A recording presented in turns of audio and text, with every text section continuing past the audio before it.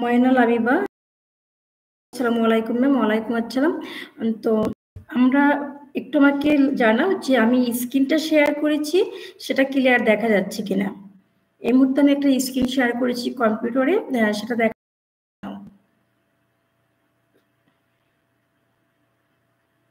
এবং আমাকে জানাও যে আমার কথা স্পষ্ট শোনা যাচ্ছে কিনা আর কম্পিউটার স্ক্রিন ক্লিয়ার কিনা।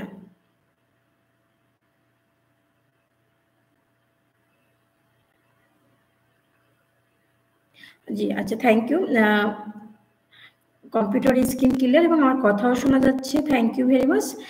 তো তোমরা এখন এই মুহূর্তে আমার কম্পিউটার স্ক্রিনে যেটা দেখতে পাচ্ছ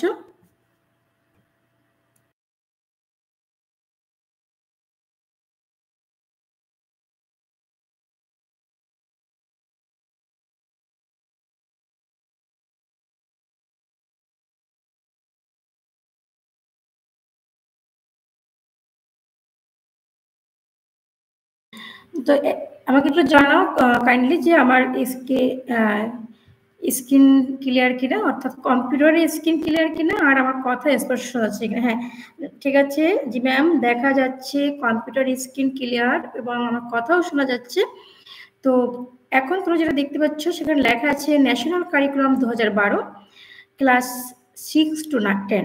এখানে লেখা আছে ন্যাশনাল কারিকুলাম 2012 এবং লেখা আছে ক্লাস 6 to 10।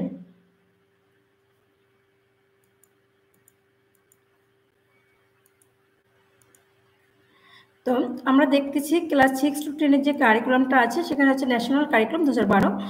এটা হচ্ছে 2012 সালের যে কারিকুলাম ছিল এবং সেটা সেই কারিকুলাম অনুযায়ী প্রশ্নের ধারা কিরকম ছিল। তো এখান থেকে আমরা যদি একটু যাই,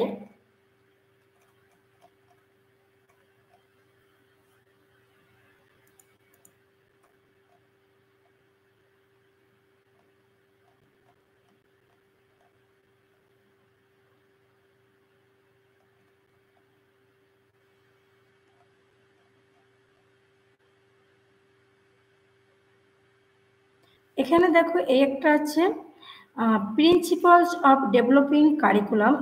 এখানে একটা জিনিস লেখা আছে, এটা একটু দেখো যদি।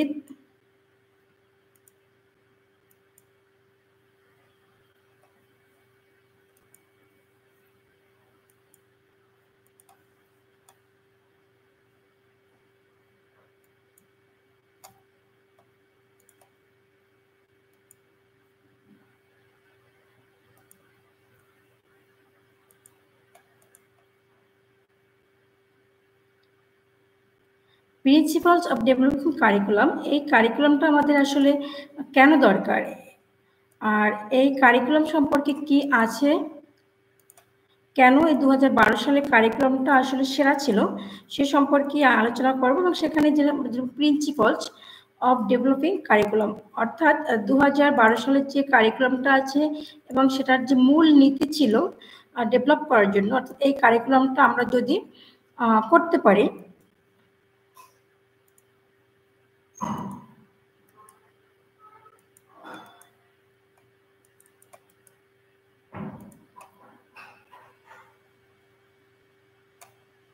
তো এই কারিকুলামটার মধ্যে কি এমন ছিল যে কারণে আমাদের এই কারিকুলামটা আমরা ফিরে গেছি। তাহলে আমরা যদি দেখি সেটা হচ্ছে প্রথম যেটা হচ্ছে লাইনটি হচ্ছে দেখো, creation opportunities for nurturing patriotic feelings on the basis of the language movement liberation or and secular values. বলা হচ্ছে ভাষা আন্দোলন, মুক্তিযুদ্ধ এবং এর ভিত্তিতে দেশপ্রেমিক অনুভূতি লালন করার সুযোগ সৃষ্টি করে। আর এই যে জিনিসগুলো আছে আমরা এই জিনিসগুলোর বিশ্বায়নের যুগে তারপরে প্রাকৃতিক আমাদের এই কারিকুলামের মাধ্যমে আমরা সেগুলো শিখতে পারবো। এই যে এখানে যেগুলো হচ্ছে creating opportunities for nurturing patriotic feelings on the basis of language movement liberation or, তো এই লিবারেশন অর স্বাধীনতা যুদ্ধ এই সব সম্পর্কে আমাদের এই কারিকুলামের সাথে অ্যাড করা হয়েছিল। দ্বিতীয়ত হচ্ছে যে এই কারিকুলামটার মাধ্যমে আমাদের কেন এই কারিকুলাম ডেভেলপ করতে, এই যে দেখো একটা ফলো চার্ট হয়েছে, এই ফলো চার্টটা যদি আমরা একটু খেয়াল করি, follow chart of school for further education and work. তো এখানে একটা জিনিস খেয়াল করা হচ্ছে, এই যে নিচে যে লাইনটা আছে এটা হচ্ছে প্রি প্রাইমারি, একটা ফলো চার্ট দেওয়া হচ্ছে এবং এই ফলো চার্টটা প্রথম হচ্ছে আমরা যখন স্টুডেন্ট, একটা বাচ্চা যখন প্রথমত স্কুলে ভর্তি হয় সে কিন্তু প্রি প্রাইমারি থাকে, তারপরে প্রাইমারিতে যায় এবং সেখান থেকে কিন্তু ভকেশনালে যায়, হায়ার এডুকেশনে যায়, টেকনিক্যালে যায় এবং আবার এখান থেকে কিন্তু প্রাইমারি থেকে ক্লাস 9-10 পর্যন্ত যায়, সেকেন্ডারি হাই স্কুলে যায়, তারপরে কলেজে যায়, কলেজ থেকে হায়ার স্কিল ওয়ার্ক করে, মিড স্কিল ওয়ার্ক করে বা অ্যান্টি স্কিল ওয়ার্ক করে। তো আমি এখানে একটা ডায়াগ্রাম দেখতে পাচ্ছি, এই ডায়াগ্রামে একটা জিনিস দেওয়া আছে। তোমরা যদি ইতিমধ্যে যারা নবম শ্রেণীতে আছো, তোমাদের নবম শ্রেণীতে ইতিমধ্যে তোমাদের গ্রুপ নিয়ে যেটা ডিসকাস করা হয়েছে যে কে কোন গ্রুপ নিয়ে পড়াশোনা করছো। আর তোমাদের কিন্তু 2009 সাল 2023-24 সালে যে কারিকুলামটি প্রদান করা হয়েছিল সেই কারিকুলামে কিন্তু কোনো গ্রুপ ছিল না। বাট 2024 সালের এই যে আগস্ট মাসে এসে আমরা আবার সেই গ্রুপ সিস্টেমটা পেয়েছি, তবে সেটি হচ্ছে 2025 সাল থেকে যারা দশম শ্রেণীতে আছে তাদের জন্য কার্যকর হবে। তো আমি তোমাদের সামনে এই মুহূর্তে একটি ডায়াগ্রাম শো করছি বা ফলো চার্ট শো করছি। তোমরা যারা আছো তোমরা কিন্তু ফলো চার্ট সম্পর্কে তোমাদের কিছু কিছু অভিজ্ঞতা আছে, যারা নবম শ্রেণীতে আছো কিন্তু ষষ্ঠ থেকে অষ্টম শ্রেণী তোমরা যারা আছো তোমাদের কিন্তু ফলো চার্ট সম্পর্কে তেমন কোনো আইডিয়া নেই। তো আমি এখানে একটি চার্ট দেখিয়েছি এবং সেই চার্টটা একটু যদি খেয়াল করো, এখানে লেখা আছে প্রি প্রাইমারি এডুকেশন। তো প্রি প্রাইমারি এডুকেশন মানে হচ্ছে একটা বাচ্চা যখন স্কুলে ভর্তি হয়, আমরা জাস্ট যেটাকে কিন্ডারগার্টেন বলতে পারি, এবং সেখান থেকে কিন্তু আমরা প্রাথমিক বিদ্যালয়ে যাই, যেটা প্রাইমারি এডুকেশন ক্লাস 1 to 8। এই যে 2012 সালে যে কারিকুলাম করা হয়েছিল সেখানে কিন্তু তোমরা ইতিমধ্যে জেনে থাকবে যে প্রাথমিক সংলগ্ন হাই স্কুল থাকে বা প্রাইমারি স্কুলগুলো কিন্তু ম্যাক্সিমাম প্রাইমারি স্কুলগুলো কিন্তু 8 পর্যন্ত করা হয়েছিল। তো সেই লক্ষ্যে প্রাইমারি এডুকেশন ক্লাস 1 to 8। তারপরে দেখো এখান থেকে কিন্তু তোমরা কোথায় চলে যাবে, এখান থেকে যাবে সেকেন্ডারি এডুকেশন। এই প্রাইমারি থেকে কিন্তু অনেকগুলো জায়গায় যাবে। অষ্টম শ্রেণী পাশ করার পরে যদি কারিগরি থেকে পড়াশোনা করতে চায় তাহলে সে ভোকেশনাল ভর্তি হবে এবং সেখান থেকে higher skill vocational education achieve করবে, টেকনিক্যাল সিস্টেম সে পড়াশোনা করবে এবং একটা সময় হায়ার এডুকেশন হবে জেনারেল মাদ্রাসা এবং ভোকেশনাল। আর যদি তুমি অষ্টম শ্রেণীতে পড়াশোনা করার পরে তুমি যখন ক্লাস 9 থেকে 12 ক্লাসে যাবে, অর্থাৎ ক্লাস 9-10 তারপরে হচ্ছে গিয়ে 11th, অর্থাৎ 11th and 12th। আমরা যদিও এসএসসি পাশের পরে আমরা কলেজ বলে থাকি এবং বাইরের কান্ট্রিগুলো কিন্তু সেটা 11th and 12th ক্লাস বলে থাকে। তো সেই লক্ষ্যে কিন্তু এই লক্ষ্যেই কিন্তু আমাদের এই যে ফলো চার্টটি দেওয়া হয়েছে সেই ফলো চার্টে কিন্তু আমরা সেটাই দেখতে পাচ্ছি যে এখানে বলা হয়েছে যে ক্লাস 9 থেকে 12 বা সেখান থেকে 9 থেকে 12 এর পরে অর্থাৎ ইন্টারমিডিয়েট পাস করার পরে যে কোনো স্টুডেন্ট তোমরা যারা আছো তোমরা কোথায় ভর্তি হবে, ভার্সিটিতে যাবে, মেডিকেল বুয়েট মেডিকেলের জন্য, তারপরে ইঞ্জিনিয়ারিং এর জন্য, অথবা কেউ ল পড়বে, কেউ বা বিভিন্ন প্রফেশনাল যে কোর্সগুলো আছে সেগুলো কমপ্লিট করবে। মোটামুটি একটা যার যার চয়েস করবে। এরপরে দেখো এখান থেকে কেউ হবে হায়ার স্কিল ওয়ার্ক। তুমি যখন এই লেভেলে পৌঁছাবে তখন তোমার হবে হায়ার স্কিল ওয়ার্ক। আবার যখন এই 1 to ভোকেশনাল যখন শুধু ভোকেশনাল এডুকেশন থেকে পাস করবে তখন এন্ট্রি স্কিল ওয়ার্ক। আর যখন হায়ার স্কিল ভোকেশনাল এডুকেশন করবে তখন হচ্ছে মিড স্কিল ওয়ার্ক এবং ওয়ার্কিং লাইফ। আমরা টোটালি লাইফটাই কিন্তু ওয়ার্কিং লাইফ হচ্ছে আমরা যারা আছি আমরা কিন্তু ছোট একটা বাচ্চা স্কুলে ভর্তি হচ্ছে, আস্তে আস্তে সে হাঁটি পাপা করে, কিন্তু অষ্টম শ্রেণী দশম শ্রেণী এরপরে ভার্সিটি লেভেলে যাবে, হায়ার এডুকেশন অ্যাচিভ করবে, তারপরে হায়ার স্কিল ওয়ার্ক করবে। আবার সবাই যে পড়াশোনা করে স্কিল ওয়ার্ক করবে এমনটাও কিন্তু না। তো হায়ার স্কিল হোক আর যে কোনো পেশাদারি হোক না কেন, বিজনেস করুক, ডক্টর হোক, ইঞ্জিনিয়ার হোক, অথবা এনি কাইন্ডস অফ প্রফেশন হোক না কেন, কিন্তু আমরা যারা স্টুডেন্ট লাইফের বাইরে আছি প্রত্যেকে কিন্তু ওয়ার্কিং লাইফে আছি। কেমন? তো সেই ওয়ার্কিং লাইফ সম্পর্কে আমাদের যেন একটা বেসিক কনসেপ্ট থাকে সে সম্পর্কে এখানে বলা হয়েছে।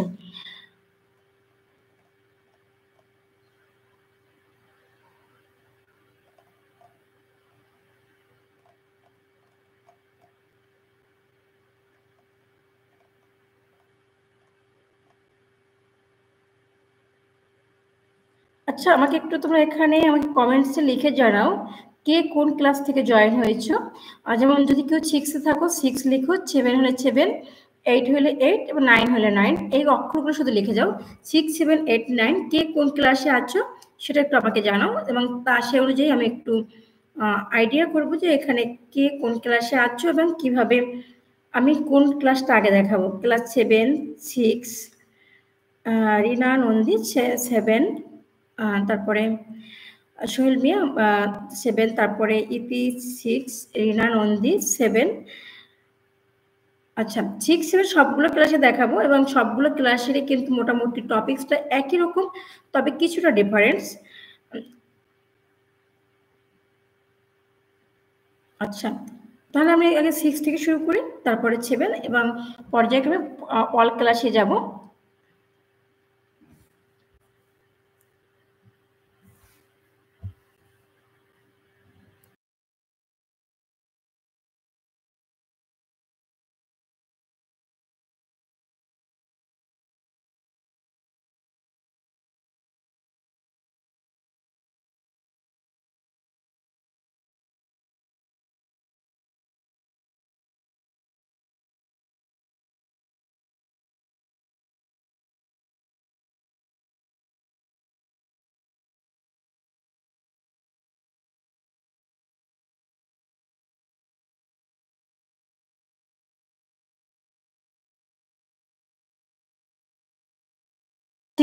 ষষ্ঠ শ্রেণীতে যারা আছো তারা একটু দেখে নাও ষষ্ঠ শ্রেণীর মানবন্ধনটা কেমন হচ্ছে। এর আগে একটু দেখে নাও ক্লাস 6 থেকে 8 পর্যন্ত subject, frameworks, distribution of marks and contact hour and all period. একটু খেয়াল করো, তোমরা যদি যারা ক্লাস 6 থেকে 8, বাংলা 150 মার্কের হবে, ইংরেজি 150, ম্যাথমেটিক্স 150।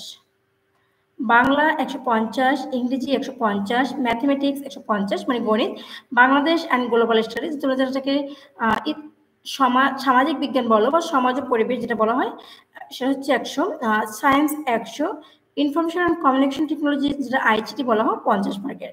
তো ষষ্ঠ থেকে অষ্টম শ্রেণী তোমাদের টোটাল নম্বর হচ্ছে 650। কেমন? ষষ্ঠ থেকে অষ্টম শ্রেণীর নম্বর হচ্ছে টোটাল 650। এরপর হচ্ছে যারা আছে কম্পালসারি সাবজেক্ট জেনারেল এডুকেশন স্ট্রিমে রিলিজিয়ন অ্যান্ড মরাল এডুকেশন, এখানে বিভিন্ন ধর্মাবলীর লোক আছে, তার ধর্মের জন্য 100। এরপর হচ্ছে ফিজিক্যাল এডুকেশন অর্থাৎ শারীরিক শিক্ষা 50, ক্যারিয়ার এডুকেশন ক্যারিয়ারে 50, আর্টস অ্যান্ড ক্রাফট চারুকলাতে 50, টোটাল 250 নম্বর। এবং আরেকটা হচ্ছে compulsory subject of general stream only can be small ethnic group, এখানে হচ্ছে ক্ষুদ্র নিগোষ্ঠীর জন্য একটা সাবজেক্ট আছে সেটার জন্য। তো টোটাল ষষ্ঠ থেকে অষ্টম শ্রেণী পর্যন্ত তোমাদের যে সাবজেক্ট হচ্ছে যে 10টি সাবজেক্ট হবে এবং টোটাল নম্বর হচ্ছে 1000। এখানে 1000 মার্কের পরীক্ষা হবে ষষ্ঠ থেকে অষ্টম শ্রেণী। তো তোমরা যারা এখানে ষষ্ঠ থেকে সপ্তম আছো তোমরা কিন্তু দেখে নিলে যে তোমাদের যে টোটাল নম্বর সেটা হচ্ছে 1000 মার্কের। 1000 মার্কে কি কি পরীক্ষা হবে আবার বলছি, বাংলা 150, ইংলিশ 150, ম্যাথমেটিক্স 100, তারপরে Bangladesh and global studies 100, science 100, information technology 50 এবং বাকি যেগুলো আছে টোটাল মিলেই হচ্ছে তোমাদের 100 মার্কের একটা পরীক্ষা হবে, সরি 1000 মার্কের একটা পরীক্ষা হচ্ছে।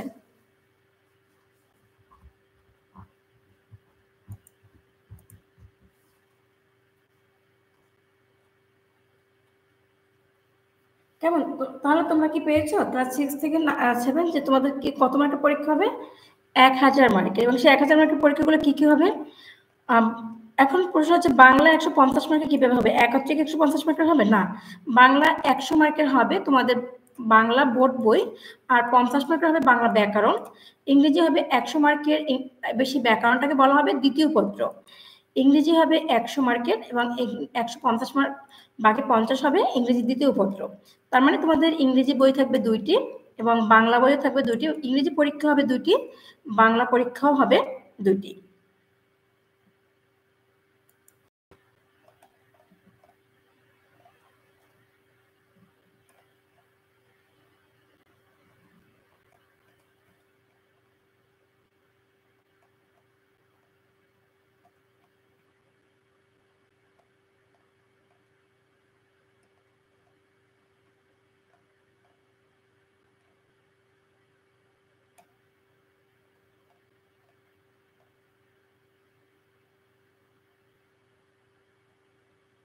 এরপরে আরেকটা যে টপিকস হচ্ছে সেটি হচ্ছে তোমাদের কিন্তু সিএ নম্বর থাকবে। সেই সিএ নম্বরটা কি? সিএ নম্বরটা হচ্ছে অ্যাসেসমেন্ট এরিয়া। সেই অ্যাসেসমেন্ট এরিয়াগুলো কি কি থাকবে একটু দেখো। Continuous assessment of subject specific knowledge and psychomotor factors. Now, every subject has 20 marks for continuous assessment. Mark distribution for continuous assessment of each subject will be class work. তুমি ক্লাসে কেমন কাজ করছো সেখানে 10, homework and investigation or 5, class test 5, total number 20। এই কিন্তু এখানে একটা প্রশ্ন হচ্ছে, এবার আগে যদি 2012 সালে কারিকুলামে এখানে ছিল 20 মার্ক, আর 2024 সালে যে কারিকুলাম সেখানে এখানে হবে 30 মার্কস। এখানে এই 20-এর জায়গায় হচ্ছে 30 মার্ক, এখানে 20-এর পরিবর্তে হবে 30। কেমন?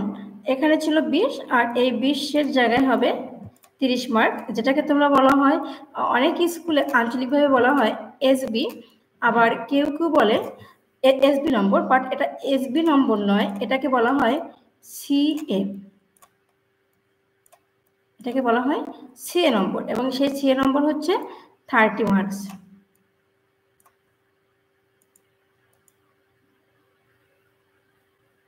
30 মার্কসের সিএ নম্বর হবে।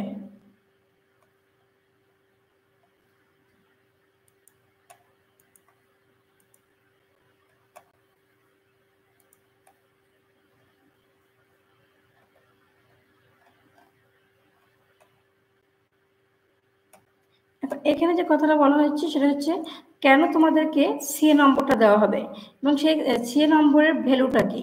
এই যে এখানে এই কথাটুকু বলা হয়েছে, সেখানে বলা হয়েছে এইটুকু কেন তোমাদেরকে সিএ নম্বর দেওয়া হলো, আর এইটুকু যে আমরা সিএ নম্বর দিলাম, এই যে লেখাটুকু এখানে আছে এটুকু হচ্ছে সিএ নম্বর, এবং এই সিএ নম্বরটা কেন দেওয়া হলো, আর দ্বিতীয়ত হচ্ছে এই সিএ নম্বরটার মানেটাই বা কি।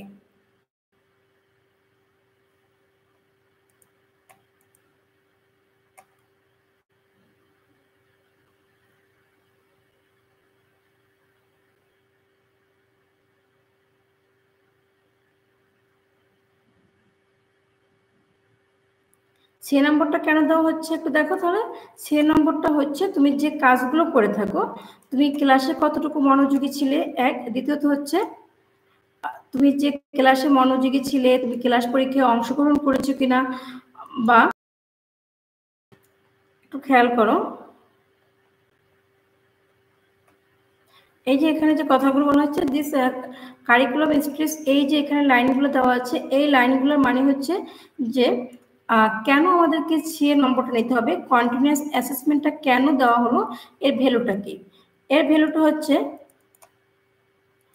শিক্ষার্থী যখন স্কুলে কিংবা কলেজে স্কুলে পড়াশোনা করে, তো সেইখানে কিন্তু সে তার টিচারদের একটা বাধ্যগত থাকে। একদিকে তো হচ্ছে অনেক শিক্ষার্থী আছে যারা ক্লাস ওয়ার্কে অংশগ্রহণ করে না, ক্লাস টেস্টে অংশগ্রহণ করে না, তো ওই সকল শিক্ষার্থীদের জন্য কিন্তু একটা টিচারদের কাছে একটা নম্বর থাকে। আর এই নম্বরটা মনে রাখবে, এটা কিন্তু এসএসসি পরীক্ষার হলে থাকবে না, এসএসসি পরীক্ষার সময় থাকবে না, এটা শুধুমাত্র স্কুলের পরীক্ষার জন্য থাকবে।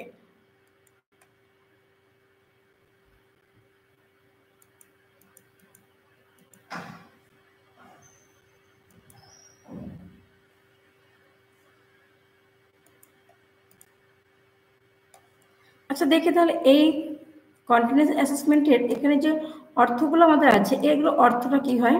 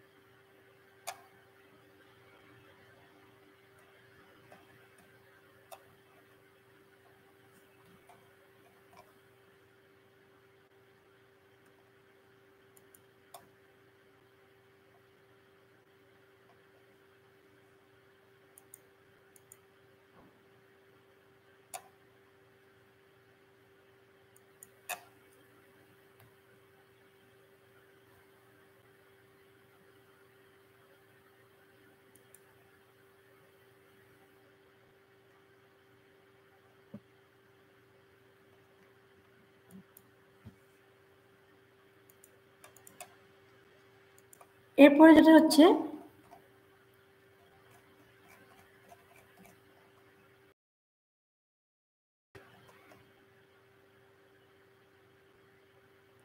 এই যে 2012 সালের যে কারিকুলামটা আছে এবং সেই কারিকুলাম থেকে স্টুডেন্ট অর্থাৎ শিক্ষার্থী কি কি শিখবে, এই জিনিসগুলো আমাদের শিক্ষার্থী শিখবে।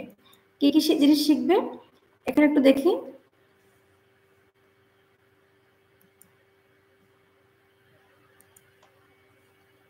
Student will be able to follow instruction, command, request, তারপর recognize and use English sound শিখবে। Stress and intonation appropriately, understand and enjoy stress। এই যে টপিকসগুলো আছে আমাদের যে 2012 সালে যে কারিকুলাম আছে এবং তোমরা যেখানে আছো সেখান থেকে এই টপিকসগুলো তোমরা শিখতে পারবে। আরেকটা জিনিস মনে রাখবা, আমরা অনেকেই মনে করি যে তাহলে মনে হয় মুখস্থ নির্ভর পড়াশোনা শুরু হয়ে যাবার। আসলে পড়াশোনা কিন্তু মুখস্থ নির্ভর না। তুমি কখনোই কোনো কিছু মুখস্থ করতে পারবা না বা মুখস্থ রাখতে পারবা না যদি না তুমি না। তো মনে রাখতে হবে যে পড়া মুখস্থ না, তোমাদেরকে যেটা করতে হবে সেটা হচ্ছে বুঝতে হবে। আর তুমি যদি বুঝতে পারো তাহলে অটোমেটিকলি তোমার মুখস্থ হয়ে যাবে।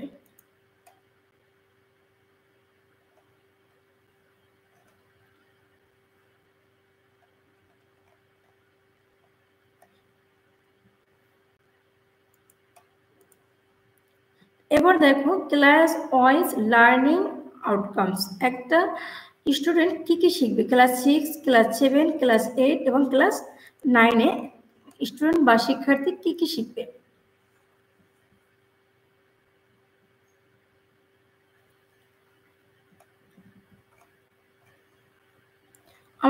তোমাদের যে বই দেওয়া থাকবে এবং সে বইয়ের যে টপিকসগুলো আছে সেই টপিকস থেকে তোমাদের যে প্রথম যেটা শিখবে সেটা হচ্ছে, একটু খেয়াল করো এখানে 4টা টপিকস ভাগ করেছে। প্রথমে হচ্ছে লিসেনিং মানে হচ্ছে তুমি যেন শুনতে পারো, শুনে এবং সেটা বলতে পারো। তো হচ্ছে লিসেনিং, আমি যেটা বলছি তুমি যদি সেটা না বুঝতে পারো তাহলে কিন্তু তুমি কখনো সেটা মনে রাখতে পারবে না।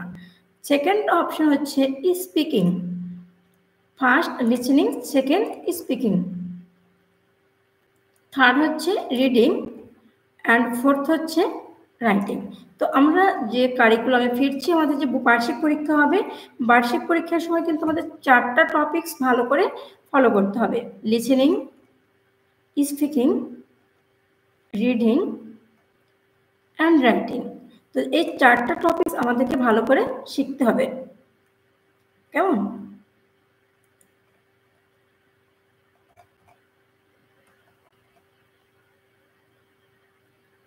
এখন দেখো তোমাদের যে ইংরেজি প্রথম পত্র যেটা হবে সেখানে যে টপিকসগুলো তোমাদেরকে শিখতে হবে সেই টপিক সম্পর্কে কিন্তু এখানে ডিসকাশন করা হয়েছে।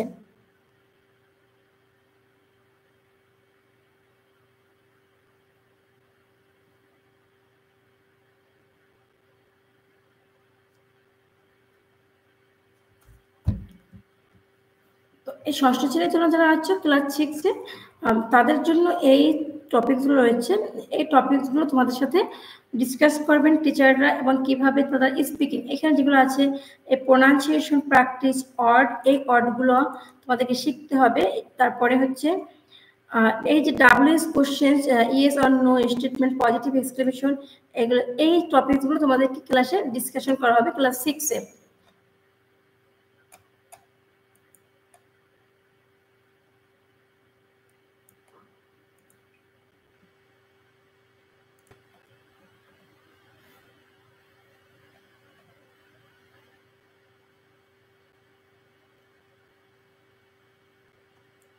এবং যেটাই শেখা হোক না কেন, যে রাইটিং যে সাইডগুলো আছে সেই রাইটিং সাইডে কিন্তু আবার এই টপিকসগুলো হচ্ছে থিম, তারপর হচ্ছে ল্যাঙ্গুয়েজ পয়েন্টস, এবং টিচিং যে লার্নিং আছে সেটাকে অ্যাক্টিভিটিস অ্যান্ড ইভ্যালুয়েশন, অর্থাৎ সে কী কী শিখতে পারলো এ সম্পর্কে। তো এভাবে ষষ্ঠ থেকে নবম শ্রেণী পর্যন্ত প্রত্যেকটা শ্রেণীতে কিছু জাতীয় রূপরেখা আছে, কিছু ধরন আছে, সে ধরনগুলোকে তোমাদেরকে শিখতে হবে। এবং মনে রাখবা আসলে মুখস্থ নির্ভর কোনো পড়া নাই, পড়াশোনাটা হচ্ছে সম্পূর্ণ স্টাডি নির্ভর। স্টাডি হচ্ছে তুমি যে জিনিসটা আয়ত্ত করতে পারবা সেটা যদি তুমি ভালো করে বুঝতে পারো তাহলে কিন্তু তুমি লিখতে পারবা। তো তুমি এমনভাবে শিখবে যেন তুমি লেখার, পড়ার এবং শোনা, শুনে যেন বলতে পারো, লিখতে পারো এবং বুঝতে পারো। Reading, writing, speaking and listening, আর লিসেনিং, স্পিকিং, রিডিং আর রাইটিং, এই 4টা টপিকস তোমাকে ভালো করে আয়ত্ত করতে হবে। আর তুমি যদি এই 4টা টপিক সম্পর্কে ভালো জ্ঞান অর্জন না করতে পারো, তুমি যদি speaking, listening, writing and reading যদি ভালো না করতে পারো, তুমি কখনোই কোনো ভাষায় ভালো করতে পারবে না। এমন শুধু যে ইংরেজিতে এমনটা কিন্তু না, তোমার এই 4টার জন্য তোমাকে প্রত্যেকটা ভাষায় সমৃদ্ধশালী হতে হবে। কেমন? তো আজকে আমি এ পর্যন্ত তোমাদের সাথে আলোচনা করব, এবং আগামীকালকে আমি তোমাদের সাথে আলোচনা করব যে কিভাবে প্রশ্নটা হবে, একটি 100 মার্কের প্রশ্ন কিভাবে করা হবে 6ষ্ঠ থেকে 9ম শ্রেণীর, সে সম্পর্কে, এবং অন্যান্য সাবজেক্টের বা বিষয়ের নম্বর বন্টনটা কিরকম হবে সে সম্পর্কে। আর তোমরা কি ধরনের ক্লাস পেতে চাও সেটা আমাকে কমেন্ট বক্স সেকশনে জানাও, আমি সেই ক্লাসগুলো তোমাদেরকে দেওয়ার চেষ্টা করব। তোমাদের কোন বিষয়ে খুব বেশি সমস্যা আছে সেটাও লিখে জানাতে পারো। কেমন? তো যারা এই মুহূর্তে আমার সাথে আছো সবাইকে অনেক অনেক ধন্যবাদ। আজ বিদায় নিচ্ছি। আল্লাহ হাফেজ।